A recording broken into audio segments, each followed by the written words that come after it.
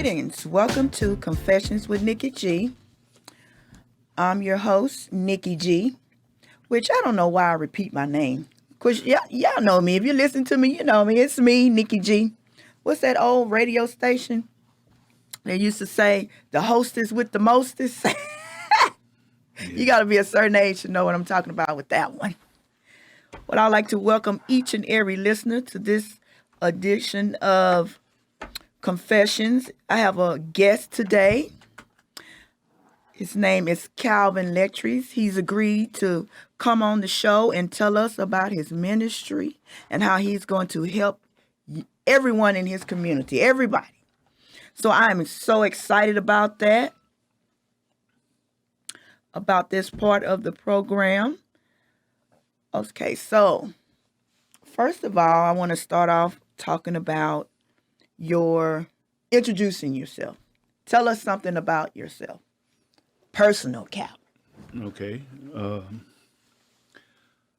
Where to begin at? Okay, my name is Calvin Lettres. Born in Shreveport, Louisiana, raised up in Acres Home on the north side of Houston, which is called the Fofo. Went to MC William High School, graduated from MC William High School, later on married, moved to Miami, Florida, where I was up under the direction of a chef, learned how to cook up there. God brought me back to Houston, where I did most of my dirt at before I became a minister. I had to learn how to respect and man up to do things that God wanted me to do, not what I wanted to do. So about me, I'm number one, I don't like using the term I'm a minister or I'm a pastor. I'm a sinner, just like everyone else. Everyone that's listening, I'm a sinner saved by the grace of God. And I'm not ashamed to admit that. And that's what Man Up is about. So that's enough about me. I'm married. I have 9 children. And here I am. Okay, Mr. Lettres. We're just going to act like you just didn't say you had 9 kids. Oh, yeah, I got I've been knowing you a 9. long time. I know you had 9 kids. Yes, I have kids before I was married. Okay. I had kids after I was married. And then when I got remarried to the woman, the lady of my life, Sharonda Nicole Lettres, she had 4 daughters, beautiful daughters, that when we met, God gave me an opportunity. He restored me to raise 4 daughters. So, I have I have an oldest daughter, which is 38. And so God gave me another chance. So we do serve a God of second chances and another chance. So yes, I have 5 girls and 4 boys. Well, congratulations. Thank you. Congratulations. Where on this particular podcast, it's Confessions. So today I want to talk about, you weren't always the Calvin that's sitting right here right now. You weren't always this man of God. So let's go back before you got to be this man of God. What do you think was the primary thing that happened in your life that made you just kind of want to change? When I moved to Miami, God had showed me that I was going to retire at the age of 35, that everything He had put before me was mine, that He blessed me with that. But I didn't understand that because I didn't know God like that. Some people say they know God all their life. No, I didn't know God all my life. I knew of Him all my life. So I hit rock bottom. I went from the top to the bottom. I was a young African-American male at the age of 21, flying across the globe. Had a black card before I knew what a black card was. I was in some of the places that only stars and football players lived at, concert pianists. What was your occupation at that time? My occupation, I was a restaurant manager for Sizzler Steakhouse. Okay. I was a restaurant manager, went from dishwasher to training manager. Mm-hmm. I was in Fort Lauderdale. I was in Hollywood, Florida. I was in North Miami Beach. I was down in Liberty City. That's where God got my attention at. I went from high rise to a no rise. And what I mean by no rise, living back in the hood, living back in the ghetto, not eating the finest foods as steaks, lobster, shrimp, going back to eating cornbread, beans, and rice. So God showed me two different sides of the spectrum, and I didn't like it, even though I know where I came from, but I didn't like it. I was just like that prodigal son that asked his father for all inheritance, and then when he went off, he found himself, he squatted his money off. And I squatted my money off on women, on drugs. I became a drug addict. And I was doing crack. I was doing cocaine. I was smoking weed. I was doing everything up under the sun because I thought I was out of the presence of God, but I realized that I wasn't. I didn't want my mother to find out. I didn't want my grandmother to find out. What woke me up, my grandmother called me and said, son, God has showed me what you are doing. And everybody knew my grandmother as one of the great evangelists out of Shreveport, Louisiana. And that scared me. That woke me up. And God allowed me to hit rock bottom. What I mean by rock bottom, no money, no job, no car. Took me from a car to ride a bicycle. Took me from wearing nice casual clothes to wearing holy blue jeans, holy shorts, tennis shoes regularly. That would change my life. God pulled me up, woke me up, faced me in the mirror, and told me, he said, you wasn't raised like this. I had powder on my nose from doing cocaine, and he just told me, you wasn't raised like that. And I started to cry, and I said, okay, God. And he asked me the question, do you want help? Please help me. That automatically came in my mouth because I didn't like where I was at. I didn't like where my behavior took me to. I didn't like that. So I knew I had to have a change. And he showed me the thing that I was doing for selling the drugs to females, to young girls, to mothers. And he asked me the question. He said, what if that was your mother or that was your sister? And I love my sister dearly, my baby sister and my mother. And when he said that, I had no response, but that's it. Because I didn't like what I was doing. I didn't like what I was saying to somebody else's mother. What if that was my mother, or what if that was my sister, or what if one of my daughters? I had to make a 360 in the middle of the street because I did not want that to happen to them. So I had to change my behavior, but it was a long process. And I think that's important for people to see or know that side of you before we get to where you are right now. There's a lot of people that go around and they see people that they come out and say, oh, I'm a minister, I'm this, but they didn't know that other side. So when they seeing you on that side, they say, oh, well, he don't know what he's talking about. He don't understand. But in reality, you've been there. So you do understand. Like you say, you've been on both sides of the spectrum. And I feel like that is very important for this audience to know that. Oh, yeah. Okay, so now that you have turned your life around, you're older now, you're wiser now. So how did you come up with this concept for your organization, Man Up? Let's start there. Well, Man Up been around Houston for a long time.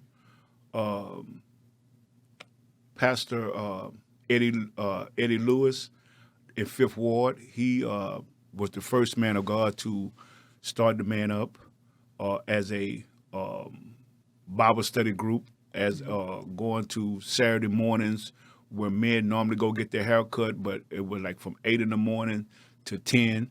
We would go, we would have breakfast, and I was introduced to it by the late Dr. Carl David Harrison. He was my mentor, and really he's still mentoring me even from his death, because Man Up had kind of shaded away when he had passed away. The churches had closed during the pandemic, and nobody was talking about Man Up. Nobody was doing anything. So I was down in Lamarck working at a daycare, and I was asked to come up with a concept for a dad fest. And God said, it's already there. I was trying to search about dads. And God said, it's already there. And when he showed me, I got permission from Minister Desi Jackson. And he gave me all the information about Man Up that I already knew, but I wanted to get permission from him to use that name. And he said, fine. He said, at least somebody, it's about discipleship. He said, at least somebody is still doing it. It's not forgotten. Yes. It would never be forgotten for a man to man up. And I had to realize that. And when God showed me, he said, no, you speak about men. What is the man responsibility? What God intent for a man when he first created man? When he first created man, it was to be the head, not the boss, but the head. So the concept of Man Up is teaching, I guess, men of all ages, what it is to be considered a man, or what it takes to be a man. Besides walking around saying, hey, I'm a man, it's more to it than that. Oh yeah. You go deeper than that. Oh yeah. So do you work with just a certain age range? Do you start at like maybe 12 or 13? How do you decipher which group to work with? First, we have to start off with the men. When I say men, the fathers. I'm going to put it like that. We have to reach them and able to us to reach their children. If we reach a man, the old saying say, you reach one, you teach one. So if we are able to reach the men of our community, the ones that want to be reached, you have some men that don't want to be reached, they don't want to be bothered, they're comfortable on what they're doing, they're uncomfortable how they're living.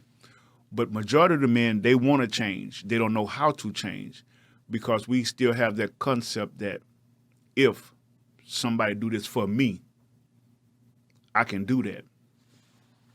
My concept and the concept that God has given me and the concept that I was taught is that you give a man a hand up, not a handout.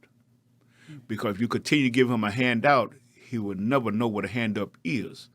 A hand up is you giving somebody an opportunity that somebody gave you. It's okay to get a handout. It's okay if they're in a dire straits situation. But once you give them that handout, then you teach them now. And that's why I say each one, reach one, teach one. We have to teach men in the community that it's not okay just to stay home while the woman of the house go to work. Because in this society now, we have more women in the workforce than we have men. Because now, the generation that growed up now, they so used to allowing their women to go to work while they stay at home and play on the PlayStation. And where do you think that generated from? That generated from in-home training, teaching, mothers teaching their sons to be sons. But you need the father in the home to teach the son how to be a man. Okay, gotcha. If we don't teach our young men to respect women, we don't teach our young men you can create a job. When I was growing up, I had a paper route. I cut yard. Nowadays, some of these young men, they don't want to do manual labor. They want somebody to give them something. That's why it's a concept called man up. Men have to man up and teach their sons that, hey, in order for you to be productive in this society, you have to do something. The old song that Outkast sung back in the day, it said, get up, get out, and do something. Get up, Yes. get out, and do something. I don't care if you sweep the driveway, sweep somebody's driveway, power wash somebody's driveway. My father used to always tell us, I don't care what you do, son, but make sure you're the best at what you do. So we cannot always look for a handout. We got to look for a hand up. Most of the men that are participating in Man Up, we started a mentorship. Each man that mentoring one young man, I don't want to call them boys, but a young man, we will mentor the skills that we have. Because I have seen too many educated black men and whites and Hispanic, because this is not just a black group. We have different races, different ethnic groups in this Man Up. And we teach them, young men and older men, a trade. Like me, I'm a painter. I've been painting for the last 27 years, painting and sandblasting. That's my trade. But my gift is cooking. I'm just going to say, please don't leave out cooking. See, I love to cook, so Don't leave that I out. love to teach men and women how to cook, how to prepare their meals instead of going out buying stuff all the time, buying meals that's killing us. Yes. So Man Up is more than just an organization or a group. Man Up is like I say, it's a mentorship. We go out and cut elderlies, women or men grass that cannot do it on their own. It's a mentorship where the young men, they go out, we target different communities, we target different streets, we get out there and we see who yards need to be cut. And this is what we do. And we minister to the young men. We meet them on their level. We don't shove Christ down anybody. This is not a religious group. This is a group that we teach biblical principles to men that is in the Bible, what men should be doing. Okay? Well, It kind of reminds me of that old saying, like I told you before, you give a man a fish, he'll eat for that moment. But if you teach a man to fish, he'll eat a lifetime. Exactly. So that's basically the concept of the Man Up. You're not only going to help you in some shape, form, or fashion, but I'm going to teach you something so you can take care of yourself and take care of your family. Exactly. Because you are right.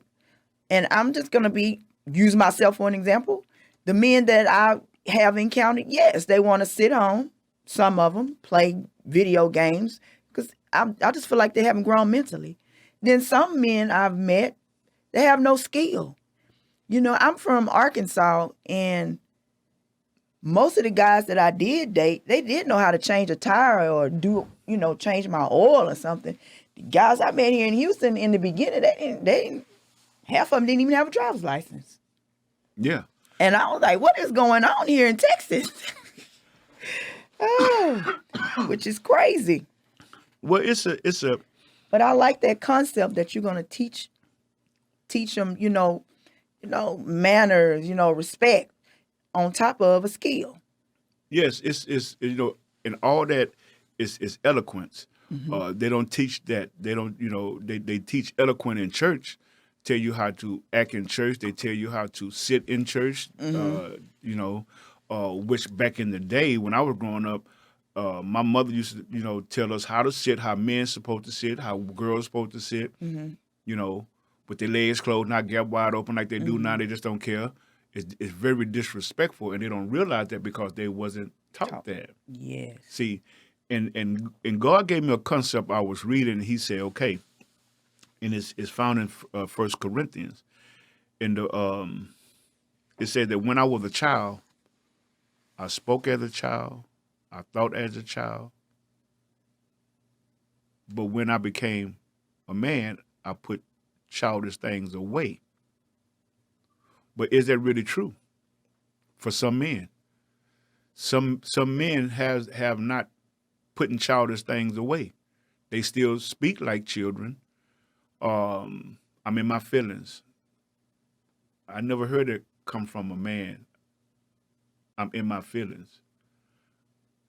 To me, that's a woman saying, I'm in my feelings, and I can respect and understand that she in her feelings. But a man say he in his feelings. That's why I say sometimes we have to sit back and recalibrate what type of men are we raising and who are raising these men. And even if you don't have a son, it take a man to get a nephew, to get some child down the street that you see that has no father, and help in that process of training him like I was done back in the day. That's why they say, yeah, I'm old school, and my children always ask me about old school ways. Yeah, you walk down that street, them old cats up under the shade tree playing dominoes, they check you, they pull you to the side and let you know how to treat a woman. They taught you about women. They taught you about life. They taught you about work. They taught you the principles. But now you don't have that now because you have and I say people because I just can't say the women or the men said, but you have people, parents, that say, don't talk to my child. Yes, that's true. Don't do this to my child. And that will spoil them because nobody can say nothing to but the parents. But it's the parents actually saying something to them or the children running the household. So that's why it's man up. Men have to man up. Even if you're not in that home, you're still a man. You still represent man. Mm-hmm. Your daughter or your son should not disrespect you. But if you allow them to, then you're their friend. You're not their parent. So regardless, the man have to man up because he set the example. In Joshua 24 and 15, if y'all listening, y'all can look up. Father set the tone of their household. Make sure God is at the center of the family. The father set that tone. Not Snoop Dogg. I love Snoop Dogg, but he don't set the tone of your household. Drake don't set the tone of your household. Nicki Minaj don't set the tone of your household. God set the tone of your household through that man. That man set the tone. If that man allowed things to go on in his household, then he is not the head of his household. That image that he worshiped is the head of that household. And that's why you have daughters dressing any kind of way they want to. You have young men or young boys talking to their parents any kind of way they want to. And like my mother used to always tell me, what happened in your house is going to show up in the street. I thought you was about to say what happened in the house, stay in the house. No. I never heard that one, but that is so facts. That is true. Say that again. Because whatever goes on in your household, Gonna show up in it's the going to streets. show up in the streets. That's why you see when you go to the store, you see what? You see mothers or fathers saying, stop. And the children say, you stop. When I was growing up, you'll be getting up off the floor, picking up a tooth. We got whooped in the store in Acres Home. My mama said, where you act up at, that's where I'm going to get you at. But now, CPS and everybody else in your life and everybody tell you, oh, no, don't whoop them, no. But see, the Bible said if you spare the rod, you spoil the child. I don't spare the rod. You get it. I'm sorry, you get it in my household. Now, we got the, we got that 1, 2, 3 strike you out rule. We give you a chance. See, but my mom and dad didn't give you a chance. You got jacked up right then and there, beat down, no matter what, go to school, it don't matter.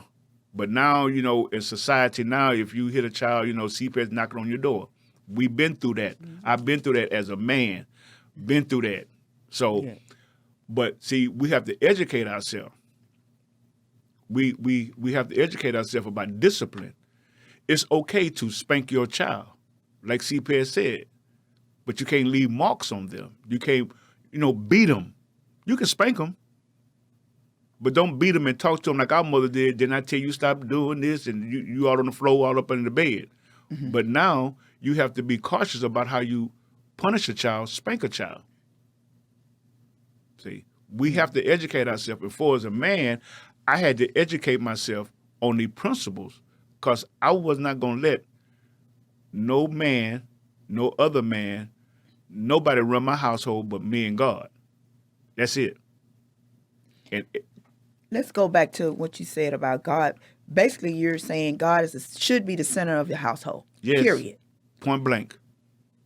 If God is not the center of the household, then your whole household is going to be in chaos, which is true.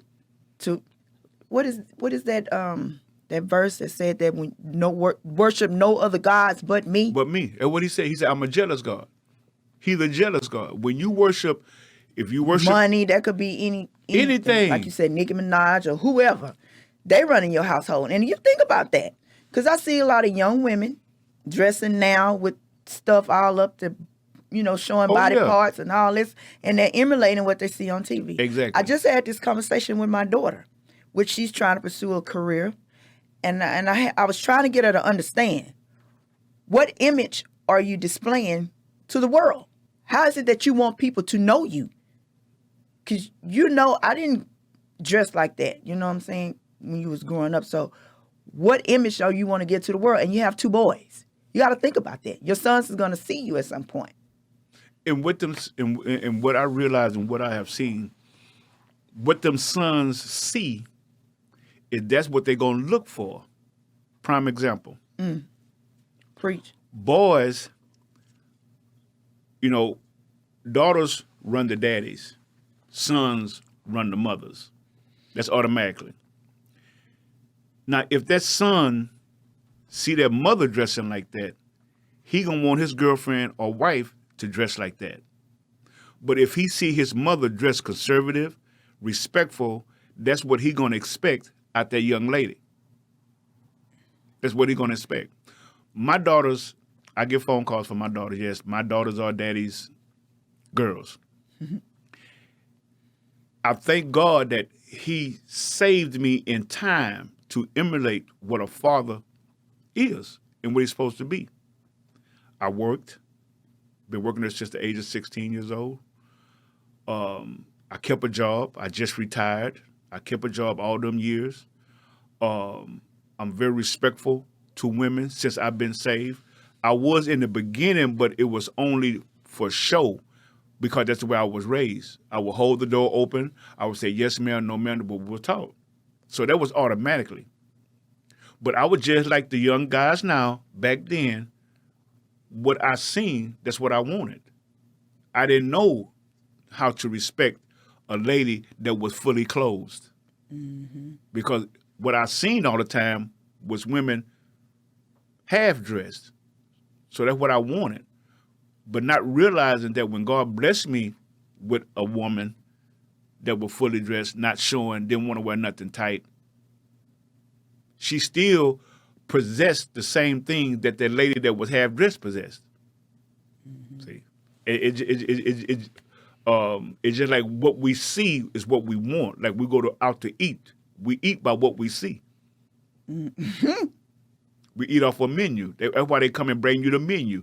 You look on the menu. So how many menus have you looked on that you really wanted, but you never got it?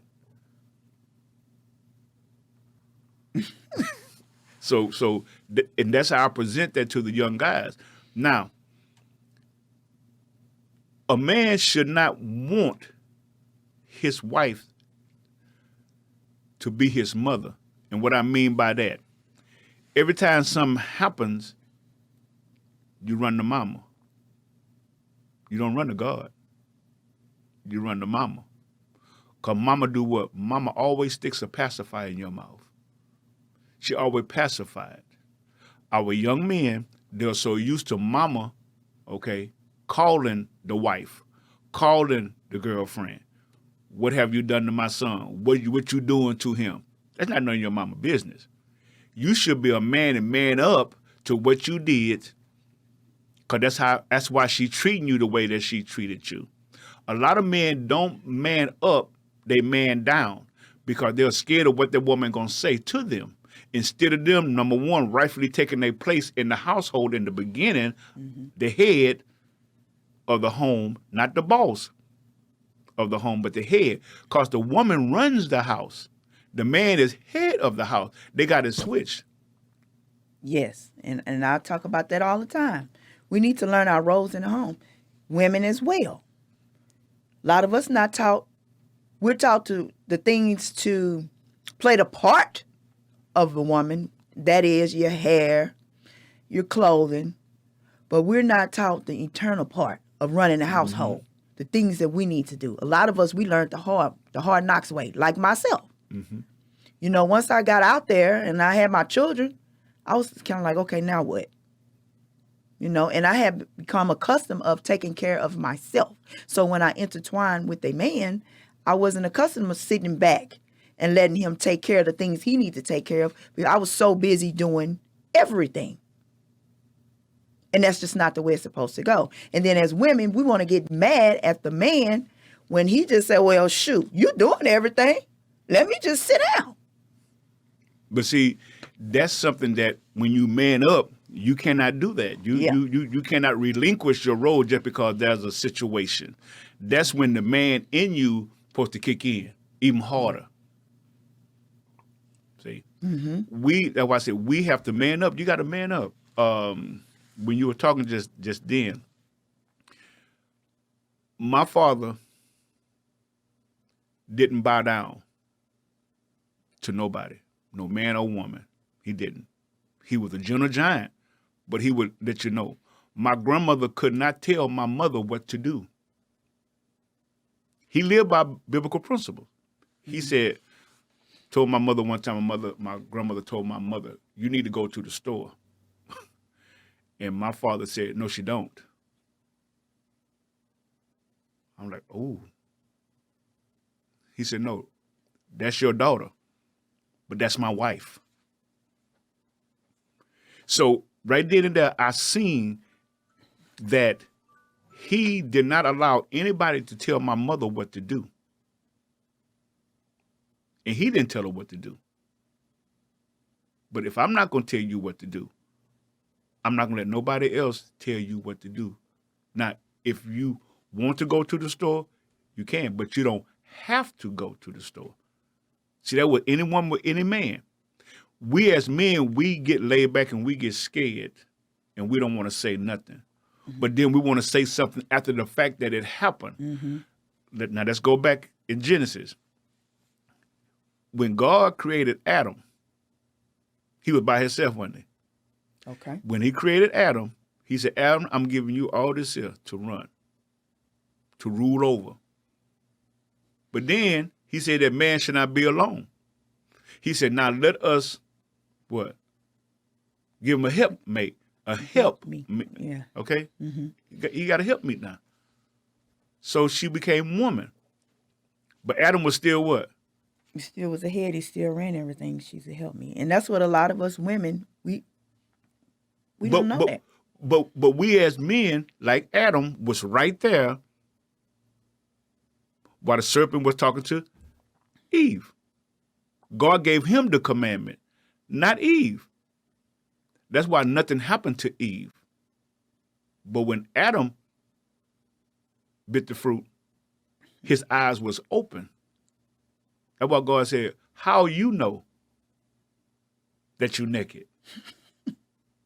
So how do you know you broke? How you know you don't got no money in the bank? How you know? Because you let her swipe that card when you know that them bills need to be paid. But you want to blame, as we say, our wives. Well, you shouldn't have swiped it. Well, then you should have been head of your household and say, now, you know what? They need to stay in there for this and that. In a way that they understood. Like my mother and father. My dad was in the service. He was Air Force. He was in England at the time. My mom asked for some money. He sent her some money for food. But she brought clothes. It was coming Easter. You know, the mothers, y'all mothers want to dress up the children for Easter, the little suits and the little dresses for a one-time thing. So when he came home, he surprised that he came home for Easter. And my mama said, baby, I need some money for food. He said, I sent you money for food. He said, what did you spend it on? She said, some clothes for the kids for Easter.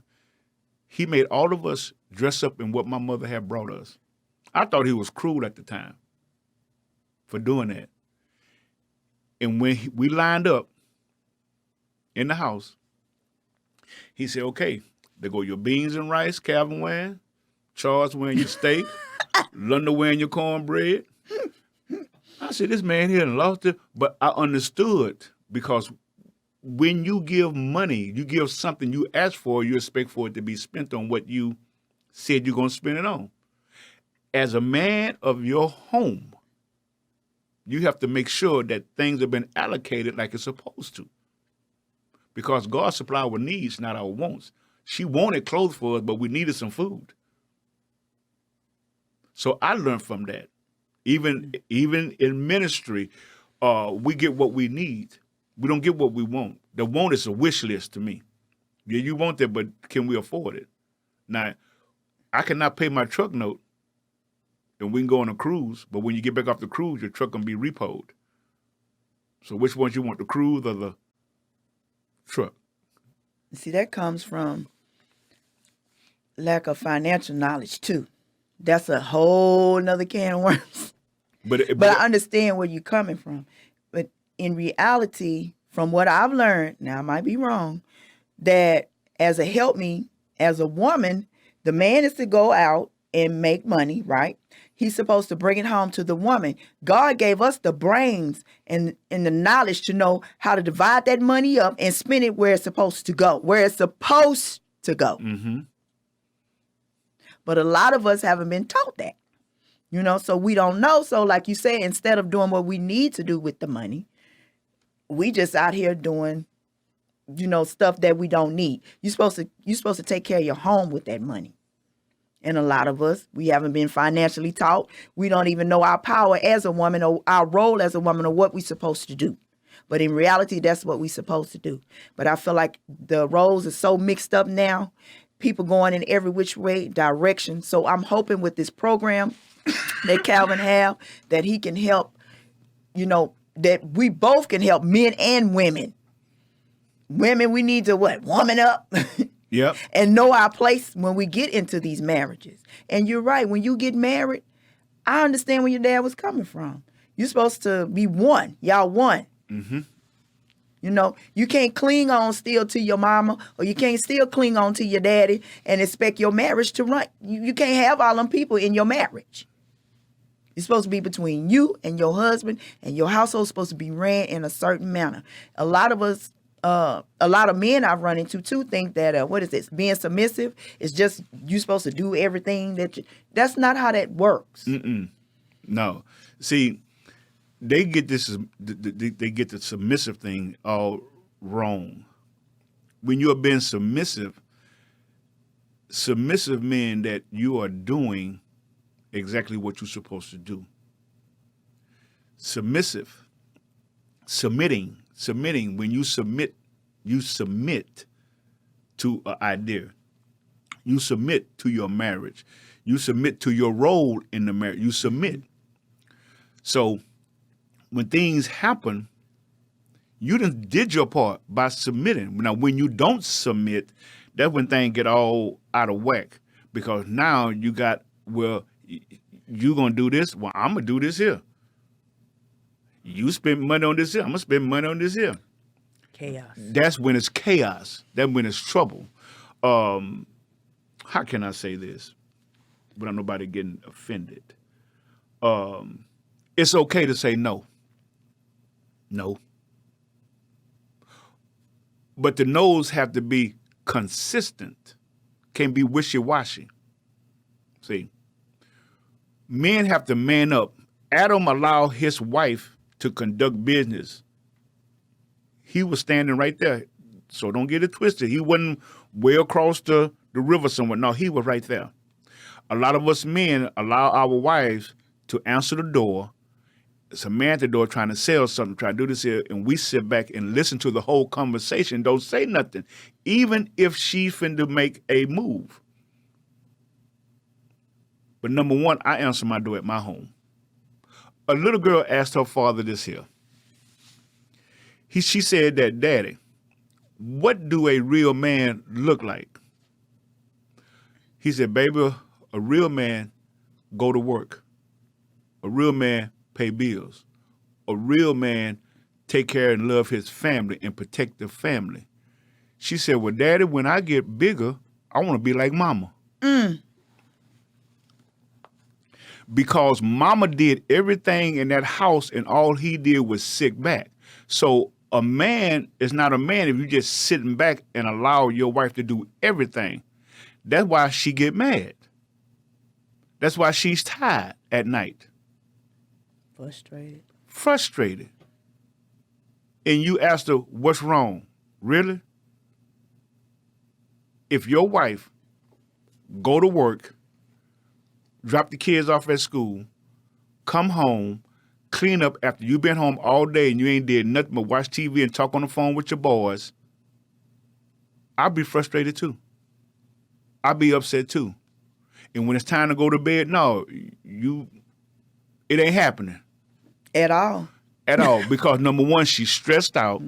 She don't know how her bills gonna get paid, and you want to tap her on the shoulder. And No. it could be vice versa. It could be a Exactly. woman doing the same thing. Now, men, we not just talking, we're not just speaking on men. This could be a woman too, because I ran into women like that as well. Exactly. I once again use myself for an example. I was in a marriage, and I kept saying, "Well, he's the head of the household," but I didn't take the time to ask him anything about his spiritual side. So if you're gonna let a man run your household, I'm speaking from a woman's standpoint, and you know that you love God, you want your husband, your significant other, to be under the lead of God. Because when he's not being led by God, I figured out, hey, he gonna lead you in the ditch and leave you there. Oh yes, Because where is he getting his steps from? Where is he getting his orders from? That's why the whole house is chaotic. Because if he getting led by God, then he's not finna sit back and watch you go to work every day. He's not gonna sit back and watch you pay all the bills and do everything, because that man not being led by God. I don't know who he been led by. Drake. He been led by. He's not being led by God, not from my perspective. No, he's not being led by God, because see, I brought something with me, and I don't know if we got time now, but one thing I want to state that a man in his maturity, he is fully developed in heaven. He bids farewell to the toys of the earth. Just like Miss Nikki just said, if he's being led by God, God gonna lead him for his family, because God loves unity in a family. It tells you also too that if a man take care of another family and don't take care of his household, he's worse than an infidel. Infidel is just no good. You're rotten. Your house come first. Your wife come first. Your children come first. But God is the head of all of that. He's the head of you. So spiritually, you must lead your household. You must get your direction from God. And women, please, stop, and I'm going to say this. Stop getting these guys that say they believe in God and do the opposite of what God stands for. He wouldn't ask you to go out and do this here. A godly man would not ask you to do this. And if he do go to church and he's a man of God and he a true man of God and he still do this here, you need to ask God to remove the things in your life that is hindering you, because it's going to become a hindrance in your life if you continue to allow somebody to steer you down the wrong way. You are held accountable also too. That's why when I pray, my wife pray, my children pray, Lord, if there's anything in this home that's not of you, remove it. Mm-hmm. You have to be bold in your prayer. You have to be bold in what you ask God for. You ask God for money. You ask God for cars. You ask God for a man. But ask God for a godly man. Ask God for a man that's after his own heart.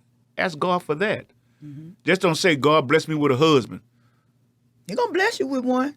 It ain't going to be the one you like, though, because he's going to run everything. He's going to stay at home. He's going to ask you what you going to cook when he been home all day. And then you're frustrated and mad. And I co-sign that. Been there, done that. I didn't get that knowledge that I just spit out just from reading. That was my life. Yes. That's my real life. Yeah, because I had some women before I met my wife I'm married to now. And before I got married, and the in-between, they were from hell. But that's what I chose. See, God didn't send me them. I chose them because that's what I wanted. So God allowed me to go through that hell, going to the bank, net of the bank account. See, coming home, been there with your girls all day long, ain't nothing to eat. Ooh. But she was pretty. She cute though. Yeah, she cute though, but you starving. So I allowed God to send me a woman, and we've been married. This is the longest relationship I ever had in my whole entire life. We've been married 21 years. Ooh. Now, it ain't all been good because God didn't say that he was going to have a perfect life, but he allowed us to grow together. 21 years, we went up and down. we had to grow together. Some things she didn't like about me, some things I didn't like about her. But God said, guess what? All things work for the good for those that love him and that are called according to his purpose. Amen. His purpose was for her, for me, and the purpose for me was for her. We both co-signed on each other, good or bad. We stuck together and we didn't give up. We didn't say she or he. We said we. See, when it becomes we, then God can deal with the we. God can't deal with the blaming games like Adam and Eve. They blame, oh, the woman you gave me. Oh, yeah, but that serpent. Everybody blaming everybody. Man up. Man up in your relationship. Man up in restoring your relationship with your children. It's not the children's fault that you and the mama can't get along. That's your fault. The children are there. They're still yours. You still have to man up. And one more thing I want to say, because they got misconceptions about this here. Just because a woman goes to work and a man is at home. Now, I'm not saying a deadbeat man, a man who lost his job, a man who been fired, a man who been sick, a man who have disabilities. He is still the head of that home. He is still the head. You are not the head. He is still the head. So just because you go to work, or she go to work, or he go to work, that do not mean that the role has been relinquished. You don't swap out roles. He's still the head. He is your covering in that home. Is he a man of God? He is the covering in your home. Have you ever tried to walk down the street separate and he got the umbrella or she got the umbrella? Somebody gonna get wet. But if you're walking together, you're both gonna stay dry. Woo. So Amen. what I'm saying this here, men, please man up. Man up with your children. Let your daughter see a real man. Don't let your daughter see what she see down the street in her home, because that's what she gonna wind up having. And then you're gonna get upset and mad because she see daddy slapping mama, now boyfriend slapping her, but then you want to get mad and get your gun and want to do damage to him. What if her father was to come over and do the same thing to you, what you doing to his daughter? God forbid that happened to my daughters. God forbid. Because now, Mr. Abbott has passed that law. You don't have to have a permit to pack. So man up, please. I'm asking you. And on that note there, we will be having man up sessions. I'll get with y'all on that on our next session me and Miss Nikki have. And we're going to set some sessions up where men can come and be themselves, not at a church. We're going to do the men up sessions in a place where men feel comfortable and can talk and drink coffee and drink sodas and watch the game and stuff. We're going to do things in a manly atmosphere for men can man up about their decision, talk to other men who are going through and has been through some things, that men that need help. And we are there for you. We are there for you. And I feel like this. If you've been living your life, a couple or even separate, maybe your girlfriend, you're married, you've been living your life and it's chaotic, hey, that's because you're not following any principles of God. And I'm not saying that you have to go around quoting Bible quotes and, I can't eat. Because we all sin. It's so many sins in the Bible, you can't even keep. We sinning all day long, all night long. So I'm not saying that. I'm saying at least if you get your basic principles from the Bible, your relationship, your marriage, your relationship, they're going to change. It's going to be some kind of order to it. I still say God orders our steps. He do. So it's up to us to pray for wisdom to know the order of those steps. Because when you don't have God at the head of your life or in your household, it's going to be chaotic. It's going to stay chaotic.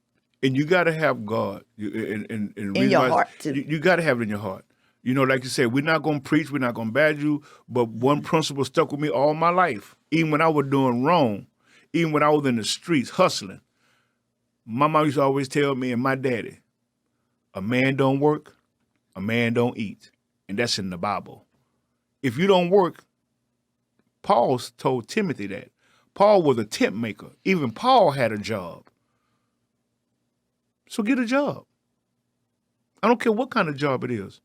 We say that, oh, well, they're not paying as much. Let me tell you something. God will bless your efforts. If you make one step, God gonna make two. But he want to see what you're gonna do. God not gonna bless a lazy man. Take it to the bank. Trust me on that one. Or a lazy woman. Or a lazy woman. Don't take care of your kids. Don't take care of your household. Take care of yourself. No. God blessed us with children. When we have them, when your wife have a child, God had blessed that seed. There's a purpose for that seed. Out of millions of cells, sperm cells, one cell hit that egg. There was a purpose. Everybody in this world is born with a purpose. I don't know what your purpose is, but I realized what my purpose is at the age of 62. My purpose at the age of 62 is to reach every man that I can, one soul at a time, to reach them and teach them the principles of God for your life. I'm not trying to save you, but I'm trying to lead you to somebody that can save you. He speaks to us when you have knowledge of him. Everybody else go to Buddha.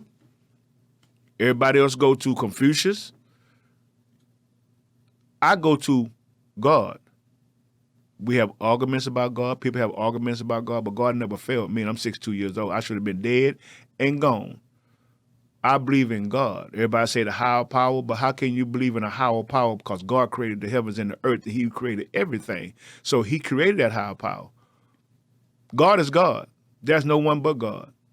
So when you start trusting God, you trust man, you trust that chair you're sitting in, you trust that car you're driving, you trust that alarm clock to wake you up in the morning, so why are you not trusting God? You trust in things that you can see, trust something that you cannot see. Go to Hebrews 1:1. It said, faith is the substance of things not seen, but the evidence of things hoped for. You hope for. You hope that car crank up in the morning. You hope your bill get paid. You hope your check hit direct deposit. You hoping for that, right? But is you trusting God for it? Did you go to work? Why are you looking for something that you didn't earn? He do give you favor, but you got to know who he is. He said that he came to save all sinners. So some sinners are saved, some is not, because we're not trusting in who he is. Mm-hmm. So now, trust God with your home. Trust God with your family. I did. I'm not trying to preach to you. I'm really not, but I'm just trying to get you some help. So when you come to man up, you're going to have to man up. You man up in the streets. You say you're bad. You say you're a man. So we're going to man up at the man ups where we have other men coming in and talking. We have other men that been in the street. We have other men that been to prison. We have men that been to prison for 15 to 17 years. My nephew, he can't wait to speak. God have blessed him where he have a job, and he didn't have to wait long to get a job because he trusted God. He just closed on a house. How he did it? Nobody know but God. He didn't have it, but God did it for him. So I'm saying it to say this here. Come to the Man Up. I will give you websites and I will give you information about this, where we're going to meet at and everything on our next podcast. And I'm thanking Miss Nikki for this opportunity, because this is what God has called me to do, to reach one and teach one. So God bless you, and y'all have a blessed day. Man up. Okay, so bag up, brother. You shutting the show down. Oh, I'm sorry. So these workshops, are you going to have them like once a week, once a month? Will people be able to go online like a webinar, or how are you going to do your workshops for the Man Up? Well, with the workshop first, we're going to have the meetings. Okay, so it's a meeting, and in that meeting, you would discuss a particular topic, and then you would just, go from there. Exactly. So it'll be like weekly type things. Maybe. Yeah. A monthly or weekly meeting. We're gonna start off with the monthly, to see the participation. Mm-hmm. Because we are all over. We're in Fifth Ward, we're in Acres Home, we're in Lamarck, we're in LaPorte, and we're in the Heights. So it's just different ministers that have different locations, and we all come to one. Mm-hmm. And what we are trying to do is see the participation, for we can get the funds to do the workshops with the guys, trying to get other sponsors, for we can be able to help them with housing, if some, we just try and do our part. It's one step at a time. But God have allowed me to come here today to get the ball rolling. So, With that being said, now do you have like a website? How can people reach you? If they're interested in your program, how can they reach you? well, right now you can reach me at Calvin Letters. That's CalvinLetters at yahoo.com. But one of the ministers are working on a website for Man Up. Because we want to present it. We want to do it the right way. They can go to Man Up. They can sign in. They can register for the workshops and everything, the webinars. We're gonna try to do webinars. I'm new at this computer stuff, so right now it's gonna be website. We're gonna have meeting places, and then we're gonna have like I say, the mentorship. That's my heart, is to get the young guys. I had one young guy this summer that worked cutting yards, elderly yards, because he got in trouble. So there is a program we're gonna have for the guys to, instead of sending these Like young men to community jail, community service, and you would do it and would be signed up by a minister. Oh, I'm so excited! I just it's going to help so many young people. It's going to save a lot of marriages. Yes, because we're gonna have the woman up where the women get a chance to talk to the men, because the men need to hear exactly how that lady's feeling, how that woman is feeling, how that mother is feeling, and what she see. Because we as men, we don't see everything y'all see. We don't. Vice versa, we don't see what you see. So now, Tunnel vision. and so now we're gonna have we working on it.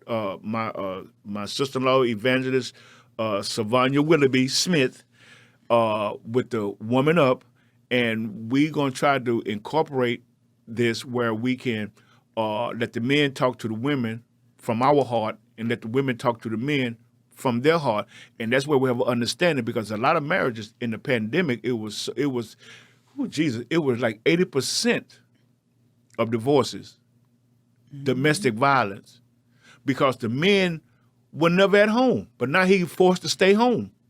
So he don't know how to operate in his own household because he never there. And that's what it showed. It showed that these men was beating on their wives, beating the children, because they wasn't around them. They didn't know how to handle that, being around your wife and your children 24/7. That's true. I mean, anytime when you've been away from somewhere and you forced to deal with it, you can't just jump in your car and just drive off and leave like a lot of us was doing. And get mad and leave. You couldn't go nowhere. You just stuck in there. That's but why if you don't have that God at the head, exactly, that's the primary problem. You might think you might have thought you had that God in the head, but you really didn't, because you would have handled some situations differently. All the situations differently when it comes to that. Oh yeah, fighting and all that. It was too much violence, because we had to do what was right. Right didn't want to do right. Right wanted to do wrong. But the pandemic had wrong staying at home with right.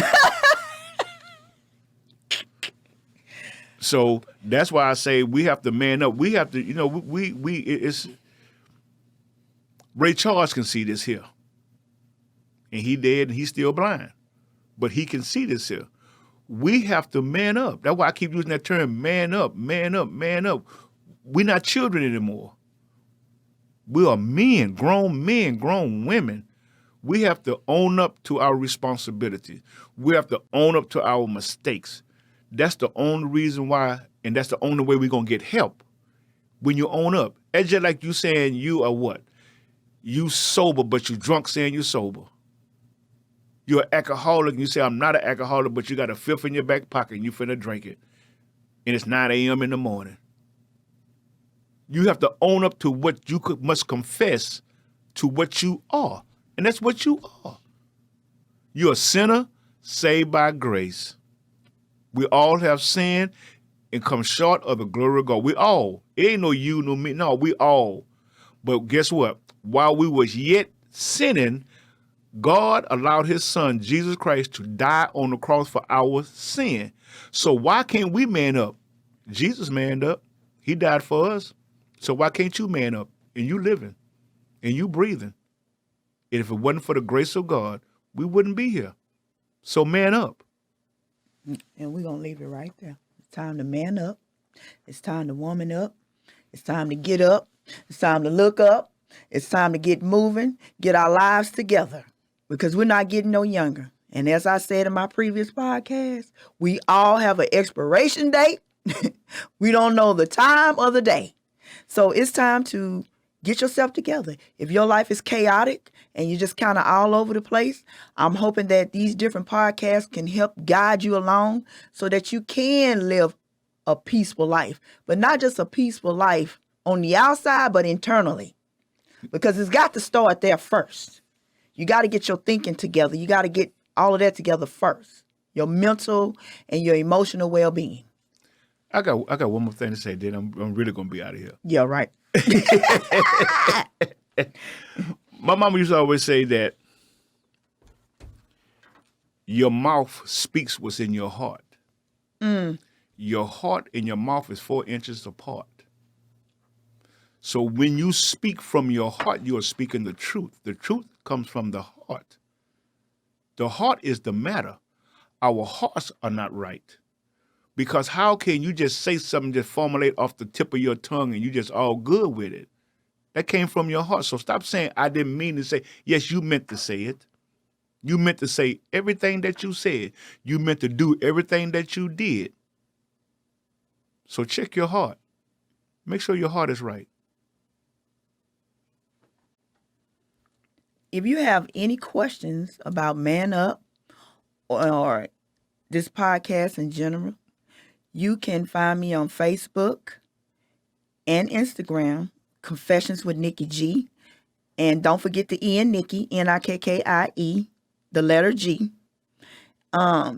Please just leave a comment or just your email address, or you can email me with the same thing, confessionswithnikkig@gmail.com. If you have a question or something to that degree, you can locate me, give me the question, and I can pass it on to Calvin.